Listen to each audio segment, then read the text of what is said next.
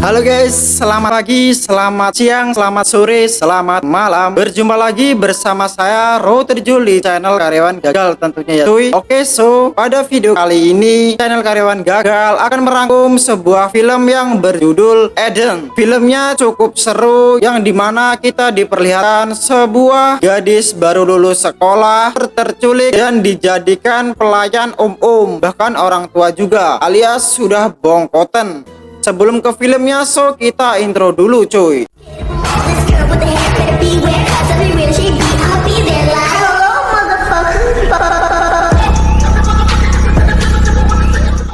Sebelum cerita ini saya teruskan, dikarenakan saya menghabiskan waktu, tenaga, dan dana 2 hari, 3 minggu, 3 jam lebih, 7,5 menit, 21 detik, dan 3 bungkus rokok sukun kretek, dan secangkir gelas kopi hitam tanpa gula. Mohon bantuannya untuk support channel ini bagi yang ikhlas dengan cara subscribe dan jangan lupa nyalakan loncengnya supaya hati teman-teman bergetar seperti jatuh cinta lagi cuy. Dan silahkan komen di kolom komentar mau film apa lagi yang saya reviewkan buat para sahabat setia kaki. Oke, siap, terima kasih bagi yang selalu support channel ini. Tidak lupa juga gua mendoakan kepada teman-teman sehat selalu dan berbahagia selalu tentunya. Langsung aja kita nikmati filmnya, cari tempat yang lumayan sepi agar teman-teman bisa lebih fokus. Kita langsung aja buka pasportnya. 3, 2, 1, so.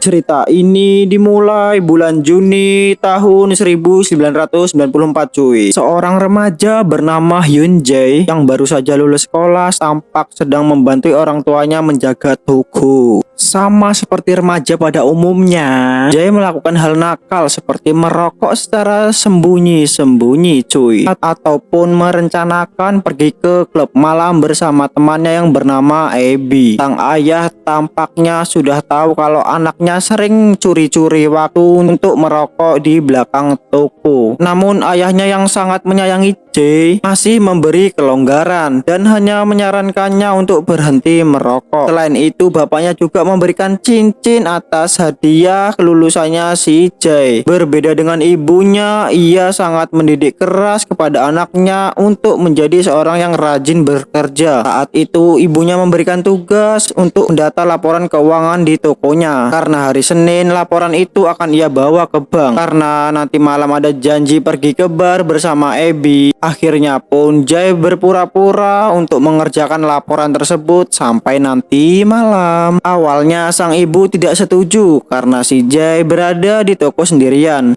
Namun ia berhasil meyakinkan ibunya karena dia akan ditemani kawannya yang bernama Abby tadi dan dia janji akan pulang jam 10 malam.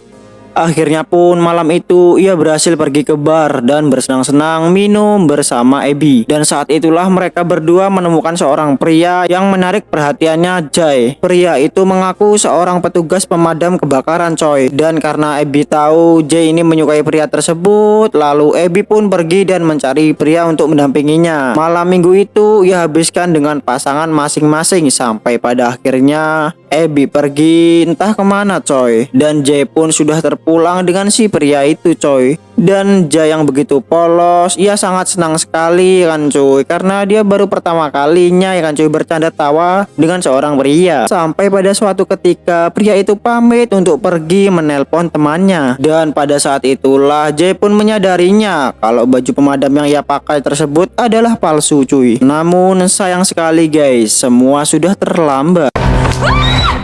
Setelahnya Jae pun tertangkap. Di tempat lain, seorang polisi bernama Bob sedang berpatroli coy dan melihat seorang polisi lokal bersama seorang penduduk sedang mengamati sebuah mayat seorang wanita yang tergeletak di sebuah lubang. Si polisi tersebut menyimpulkan wanita tersebut adalah tahanan luar karena memakai gelang pelacak di kakinya. Namun tak lama kemudian hal yang tak terduga terjadi karena tiba-tiba Bob langsung menembak kedua orang yang baru saja ia temui itu. Di tempat lain, Jay sedang berada di sebuah ruangan dengan keadaan tangan diborgol. Di dalam ruangan itu ada seorang penjaga dan kemudian datang seorang wanita yang sepertinya adalah seorang dokter. Si dokter itu pun kemudian menyuntik Jay dengan obat bius karena Jay terus-terusan meracau untuk meminta menelpon orang tuanya. Setelah tak sadarkan diri, dokter itu pun memaksa mematahkan kawat Jay dan juga memandikannya dengan 1000 janda tadi. Setelah beres dibersihkan, Jay ditempatkan di sebuah ruangan seperti asrama yang berisi gadis-gadis bernasib sama dengannya coy. Kakinya dikasih pelacak coy, seperti wanita tadi yang ditemukan di ladang. Dan ternyata semua itu berkaitan dengan Bob. Ia adalah peranan polisi yang paling penting dalam bisnis jual beli wanita. Bob bersama kaki tangannya bernama Vaughn datang dan memberikan anak kucing sebagai teman bermainnya. Ia juga memperingatkan untuk berusaha tidak melarikan diri karena mereka berada di daerah terpencil yang jauh dari permukiman. Kalau dia berniat pergi, dia akan bernasib sama seperti mayat yang ditemukan tadi siang cuy, bernama Maggie. Jay yang saat itu hanya diam saja di tempat tidurnya, kemudian didatangi oleh Bob dan menjelaskan peraturan yang ada di sana. Setiap gadis diwajibkan mandi dan membersihkan diri, dan jika macam-macam maka Bob akan mengancam ikan cuy untuk melukai keluarganya. Ia juga sudah tahu kalau ayahnya sudah melaporkan kehilangan anaknya cuy. Polisi ini juga tahu alamatnya si Jay ini. Bob memberikan waktu selama 2 hari agar si Jay bisa menyesuaikan diri. Sebelum Bob pergi, Bob memberikan nama kepada Jay, yaitu adalah Eden. Hari-hari selanjutnya Eden menjalani sesuai aturan. Semua mandi bersama sesuai jadwal dan Testi mengecek kehamilan dengan tes pack. Tidak hanya itu saja, mereka juga harus rutin mengecek kesehatan kebersihan karena kuku panjang saja sangat tidak diperbolehkan. Beberapa hari kemudian Vaughn mengumpulkan beberapa gadis untuk menjalankan tugasnya dan mengganti pakaian termasuk Eden yang akhirnya mendapatkan tugas pertamanya. Mereka kemudian dibawa dengan mobil van ke sesuatu tempat yang ternyata mereka diberi tugas untuk membintangi sebuah film porno. Tentu saja Eden sangat ketakutan apalagi melihat temannya yang harus diborgol. Namun apa daya, setelah diancam akhirnya pun dia menuruti perintah itu. Beberapa hari kemudian Eden mendapatkan tugas lagi.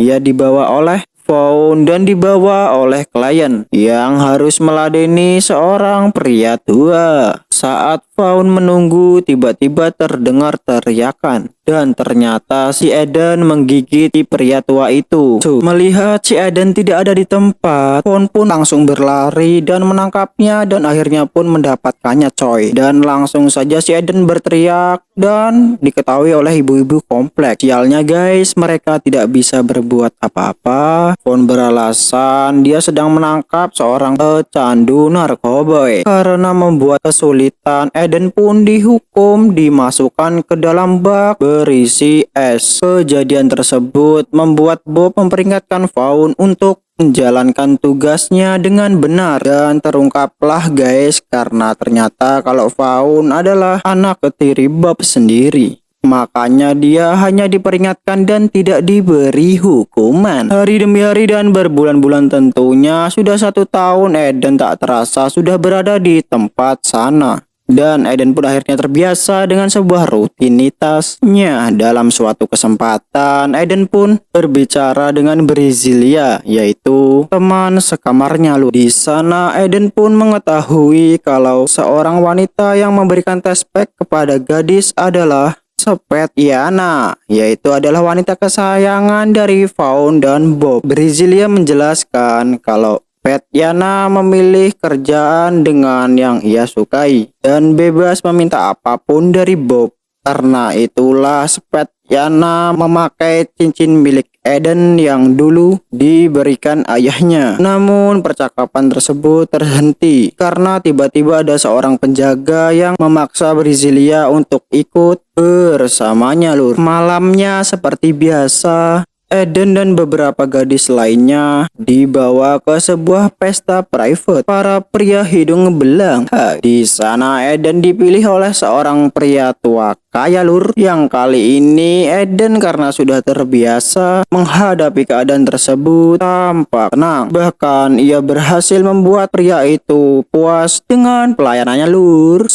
Saat akan pulang, Eden pun menyembunyikan hak sepatunya untuk berjaga-jaga jika Svetlana melawan karena mau dimintai cincin. Svetlana sudah berada di kamarnya untuk mengisi tempat tidur Brasilia yang menghilang entah dibawa kemana. Saat semua sudah terlelap, barulah Eden pun melancarkan aksinya untuk meminta kembali cincin miliknya. Mereka berdua pun berkelahi hingga terdengar oleh Faun dan para penjaga. Faun tentu saja marah dan menghukum Eden dan menyuruhnya menelan cincin tersebut. Setelah cincin itu ditelan, Eden pun berusaha mengambil perhatian Faun dengan menaruhkan diri menjadi mata-matanya, karena menurutnya para gadis-gadis termasuk Svetlana menertawakannya di belakangnya Faun lur, karena si Faun menjadi kacungnya Bob. Namun Faun pun saat itu tak percaya dan menyuruh Eden untuk segera kembali ke kamarnya. Suatu malam, Faun membawa Eden dan gadis lainnya ke tempat pelanggan untuk dijadikan sebuah tontonan saat pesta narkoboy. Seperti biasa, Faun menunggu acara itu sampai selesai sambil menikmati narkoboy yang biasa ia gunakan dan dinikmatin sendiri lur. Saat semua sudah selesai, ia pun kemudian mengajak Eden untuk menagih bayaran, dan di sana terjadi sedikit keributan karena ada seorang yang tak mau membayar sesuai perjanjian. Saat semua sudah dibayar, sayangnya dua gadis lainnya berusaha melarikan diri dan membuat Faun sangat marah sambil mengikuti jalan dengan menggunakan sinyal pelacaknya lur. Saat di lampu merah, sebenarnya tak menyadari kalau sebuah gadis itu sedang meminta tolong di sebuah minimarket.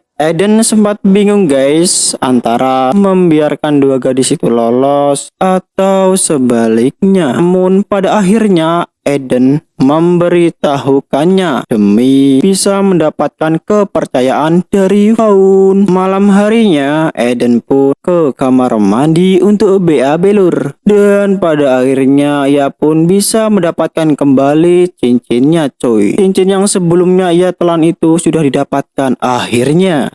Selanjutnya berjalan normal seperti biasa. Hingga suatu ketika Eden mulai diberi kepercayaan oleh Faun untuk menjadi tukang bersih-bersih di ruangan pribadinya. Saat bersih-bersih itulah Eden pun ternyata lelaki yang mengaku sebagai pemadam kebakaran adalah temannya si Faun. Eden hanya bisa menahan kecewanya dan tetap berusaha menjalankan perintah Faun untuk membersihkan seluruh isi ruangan tersebut. Di hari selanjutnya, Eden diberikan tugas baru cuy, yaitu untuk menggantikan Svetlana sebagai penerima telepon untuk para pemesan. Svetlana tentu saja menolak terhadap keputusan itu karena takut dengan aturan jika gadis yang sudah berumur lebih dari 20 tahun maka akan dibunuh karena sudah tidak layak bukan, alias tidak ada lagi yang memesan lur.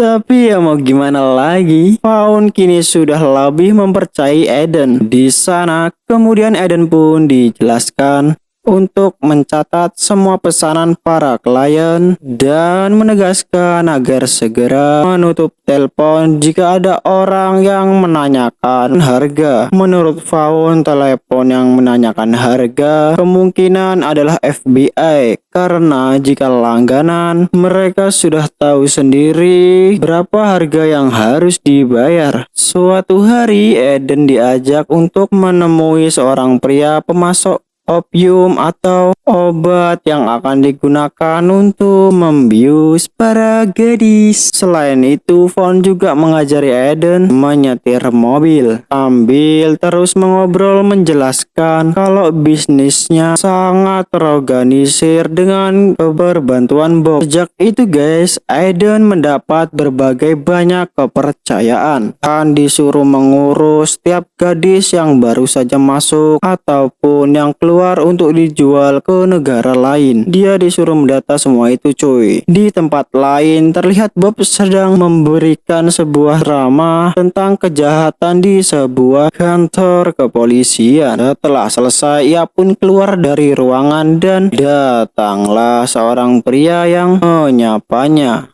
Pria tersebut ingin berbicara kepada Bob soal pembunuhan seorang pria yaitu warga lokal dan seorang petugas kepolisian. Pria tersebut mengatakan bahwa mesin pelacak GPS yang dikembangkannya menemukan nomor ponsel Bob di sebuah kejadian langsung. Bob pun menyangka dan mengatakan bahwa ia sudah lupa pernah ada di sana cuy. Sebelum pergi ia hanya mengatakan akan memberitahu jika akan ada sesuatu yang diingatnya. Suatu hari Eden pun mendapatkan telepon pesanan dan menjawabnya seperti biasa, mencatat alamat serta waktu yang diinginkan. Nah, saat telepon itu akan ditutup guys, orang itu secara tak diduga menanyakan mengenai harganya. Tentu saja Eden pun terhenti sebentar cuy, karena mungkin saja itu bisa jadi FBI yang menyamar seperti yang dikatakan Faun. Ada dilema yang Eden rasakan. Saat ini ia juga sudah mulai nyaman dengan keadaan. Sementara di lain sisi, keinginannya yang mau bebas sudah lama hilang kini muncul kembali. Pada akhirnya ia pun memutuskan untuk menyimpan catatan pesanan itu bersama catatan lainnya yang selanjutnya diberikan kepada Faun. Siang itu Eden bersama Faun menemukan Bob di dekat danau dan dia sedang membuang salah satu mayat gadis adalah Svetlana salah satunya lur. Ternyata hal itu sudah biasa ia lakukan ketika Svetlana dulu menjadi seorang kepercayaannya mereka. Seperti yang sudah dikatakan Faun sebelumnya, semua sudah terorganisir seperti menghilangkan mayat-mayat gadis ya kan cuy. Jejak-jejaknya itu loh yang sudah tidak berguna lagi, tidak layak dipakai lur. Di saat menemani Bob memancing, Faun menanyakan mengenai perkembangan penyelidik pembunuhan yang dilakukan Bob setahun yang lalu. Bob kemudian menjawab kalau semuanya akan ia atasi. Setelahnya Bob pun menyindir kalau Faun terlalu berlebihan mengkhawatirkan hal itu. Ia juga menceritakan beberapa hal soal Faun, bahwa ia dilahirkan di keluarga penganut agama fanatik dan baru bisa membaca saat usianya sudah 16 tahun. Ternyata guys, bisa disimpulkan kalau Faun ini adalah anak angkat dari Bob yang sepertinya sudah tak diperdulikan lagi. Tak terima diolok-olok, akhirnya menyerang Bob dan memukulinya hingga tewas. Eden begitu panik melihatnya dan Faun hanya mengatakan kalau hal tersebut ia lakukan atas perintah dari bos besar, karena ternyata guys ada orang lain di balik bisnis tersebut yang pastinya punya pangkat tinggi melebihi Bob. Setelah kejadian itu itu mereka berdua pun pergi mengantarkan seorang gadis yang hamil di sebuah rumah yang dihuni beberapa pria yang salah satunya bernama Rio. Di sana Eden mendengar kalau Rio sudah berhasil menculik seorang gadis baru yang nantinya akan dibawa oleh Faun. Ia pun melihat sebuah ruangan yang berisi peralatan dokter dan tempat tidur bayi. Di ruangan lainnya ternyata ada Brasilia yang sedang hamil. Namun saat itu Eden tak bisa berbuat banyak, hanya berjanji kalau ia bakal mengeluarkan Brasilia dari sana. Dalam perjalanan pulang, Eden banyak merenung karena menyadari kalau ia sudah masuk terlalu dalam di dunia bisnis tersebut. Hal itu membuat Faun curiga dengan gerak-geriknya dan langsung menanyakan apa yang terjadi. Eden hanya menjawab kalau dia tak habis pikir mengenai bisnis penjualan bayi. Faun menjadi curiga. Takutnya Eden berkhianat dan untuk bukti loyalitasnya, ia meminta agar membunuh seorang gadis yang baru saja mereka bawa dari Mario. Hampir saja si gadis itu ditembak mati. Namun untungnya Faun segera menghentikannya dan percaya kalau Eden benar-benar berada di pihaknya. Saat tiba Faun dan Eden melihat kalau penjaga yang bernama Ivan sudah dalam keadaan terikat karena ketahuan telah bekerja sama dengan kepolisian. Narkoba milik Faun dengan cairan pembersih yang biasa ia gunakan untuk membersihkan kamar mandi. Dan ketika Faun menggunakannya, ia pun langsung batuk-batuk keracunan dan meminta segera dibawakan air minum. Merasa rencananya berhasil, Eden pun membawa opium untuk membius si Faun. Namun saat kembali, nyatanya si Faun sudah tergeletak tewas. Akhirnya pun si Eden pergi dan membawa tas yang berisikan uang dan juga membuka alat pelacak yang selama ini terpasang di kakinya. Bukannya kabur menyelamatkan diri guys, ternyata si Eden pergi ke rumah Mario dan menawarkan uang untuk menebus Brasilia. Mario menolak dengan alasan uang tersebut tidak cukup. Akhirnya Eden meminta bisa menemui Brasilia sebentar saja untuk berpamitan. Saat itulah guys, ternyata ia membawa suntikan opium yang kemudian membuat Mario terkulai tak berdaya. Mereka berdua segera pergi dari sana walaupun Brasilia tampak histeris karena ternyata bayinya yang sudah lahir sudah dijual oleh Mario. Setelah sampai di sebuah tempat, Eden menelpon suatu nomor dari sebuah telepon umum dan ia pun akhirnya menangis saat pertama kali mendengar suara ibunya. Dan semoga dari cerita ini bisa menambah wawasan dan menghibur kalian guys. Terima kasih banyak dan sampai jumpa lagi di channel Karyawan Gagal. Saya Rojul. Thank you guys.